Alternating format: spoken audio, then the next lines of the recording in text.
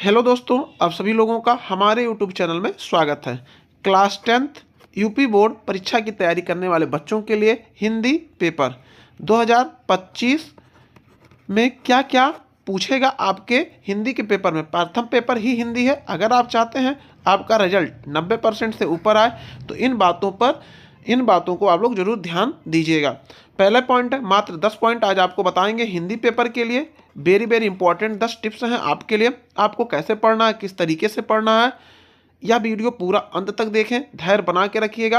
अगर आप चाहते हैं कि आपका रिजल्ट 90% से अधिक आए तो यह वीडियो पूरा अंत तक देखें। अगर हम पहले टिप्स की अगर बात कर लेते हैं, करना क्या है आपको, देखिए इस तरीके से आपको पढ़ना है। अगर हिंदी विषय की हम बात कर लेते हैं, हिंदी विषय यानी प्रथम पेपर आपका हिंदी है। हिंदी विषय में आपको गद्य, पद्य, संस्कृत, खंड, काव्य सौंदर्य, खंड काव्य, निबंध एवं पत्र लेखन सम्मिलित होते हैं। यानी पूरे हिंदी पेपर में इतना ही चीज आपसे पूछा जाता है। गद्य से क्वेश्चन आते हैं, पद्य से क्वेश्चन आते हैं, संस्कृत खंड से क्वेश्चन आते हैं, काव्य सौंदर्य से क्वेश्चन आते हैं, खंड काव्य से आते हैं, निबंध एवं पत्र लेखन आपके बोर्ड एग्जाम में पूछे जाते हैं। 70 नंबर का यह पेपर होता है। अगर आप चाहते हैं आपका 70 में 65 नंबर आपको मिले तो यह वीडियो पूरा अंत तक देखें। इन्हीं टिप्स को लेकर आपको अपनी तैयारी करनी है। अभी तक जो बच्चे कुछ भी नहीं पढ़े हैं, यह वीडियो पूरा अंत तक देखिए। इन्हीं चीज़ों को आप पढ़ लीजिए और आपकी तैयारी कंप्लीट हो जाएगी और आपका रिजल्ट 90% से अधिक आएगा।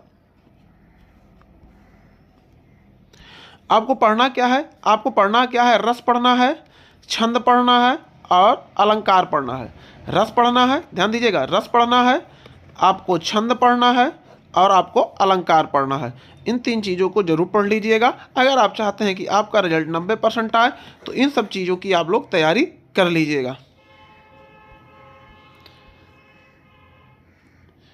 तीसरे पॉइंट की अगर हम बात कर लेते हैं, तीसरे पॉइंट में आपको करना क्या है, गद्य के अंतर्गत लेखकों की रचनाओं को पढ़ते समय, ध्यान दीजिएगा, गद्य के अंतर्गत लेखकों की रचनाओं को पढ़ते समय प्रत्येक अध्याय के मूल भाव को समझें।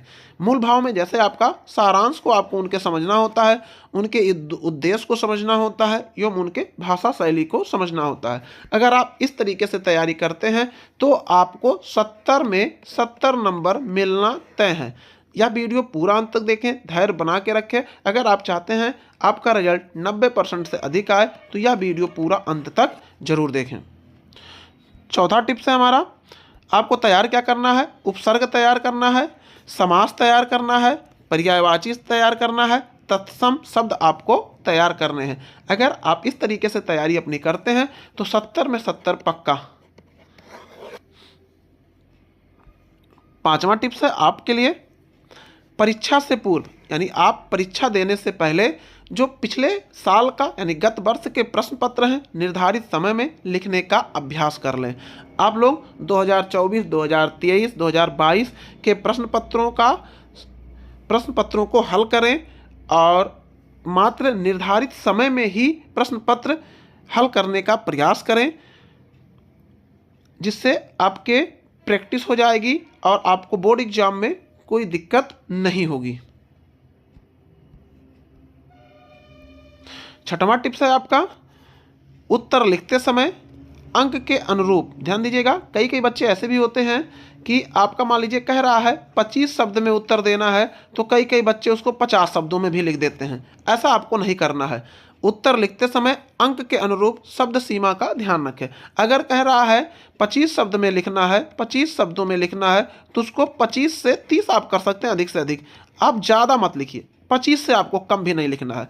कई बच्चे ऐसे भी होते हैं कि सोचते हैं कि अगर हम 25 से अधिक लिख देंगे तो हमें अधिक नंबर मिल जाएगा। ऐसा नहीं, अंक निर्धारित होता है, आप उतना ही शब्दों में लिखेंगे जितना शब्दों में प्रश्न कहेगा।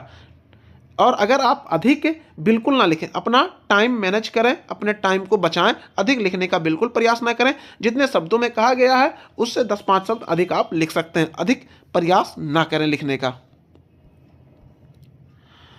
सातवां है आपका, लेखक एवं कवि, यानी एक लेखक का जीवन परिचय लिखने के लिए आता है, एक कवि का जीवन परिचय लिखने के लिए आता है। जीवन परिचय लिखने में आपको किन किन चीज़ों का ध्यान रखना है? सबसे पहले उनके जन्म की तारीख आपको याद रखनी है। जैसे हमने उदाहरण में आपको लिखा है कबीरदास, यानी उनके जन्म और उनके स्थान के बारे में आपको चर्चा करना है, यानी उनका स्थान आपको याद होना चाहिए, उनके माता पिता कौन थे याद होना चाहिए, उनकी भाषा शैली याद होनी चाहिए, उनकी मृत्यु कब हुई थी याद होनी चाहिए, और उनकी कृतियाँ आपको याद होनी चाहिए। अगर इस तरीके से आप अगर लिख रहे हैं जीवन परिचय तो 70 में 70 नंबर आपका हिंदी पेपर में पूरा रखा हुआ है। इन सब तरीकों से आप तैयारी कीजिएगा। अगर आप चाहते हैं 90% आपका आए तो आप यह वीडियो पूरा अंत तक जरूर देखें। बताए गए टिप्स के अनुसार आप अपनी तैयारी हिंदी की कर सकते हैं। 8वां है आपका निबंध लेखन। निबंध लेखन में क्या क्या आपको ध्यान देना। सबसे पहले आपको प्रस्तावना लिखना होता है, यानी प्रस्तावना पे विशेष तौर पर आपको ध्यान देना होता है। विषय विस्तार पे बारे में जानकारी होनी चाहिए आपको, और उपसंहार आपका होना चाहिए। निबंध में अगर आप पूरा नंबर चाहते हैं तो इस तरीके से आप निबंध लिखना न भूलें।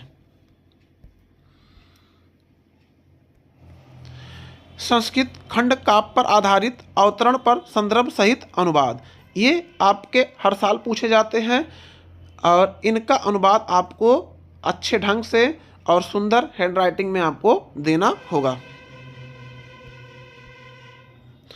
और ये लास्ट प्रश्न है आपके लिए, यानी आपके अपने अपने जिले के लिए खंड काव्य के लिए प्रश्नों का उत्तर लिखना होता है। सबके लिए अलग अलग होता है, यानी खंड काव्य ये हर साल पूछे जाते हैं और प्रत्येक जिले के लिए अलग अलग होते हैं। जैसे यहाँ अगर देख सकते हैं मुक्तिदूत, अगर हम बात कर लेते हैं मुक्तिदूत यानी जिले के लिए हमने लिखा आगरा, यानी आगरा के अंतर्गत जितने भी जिले हैं सब में होता है बस्ती, गाजीपुर, फतेहपुर, बाराबंकी, उन्नाव। यानी अगर आप बस्ती से हैं तो आपको क्या लिखना है, मुक्तिदूत लिखना है।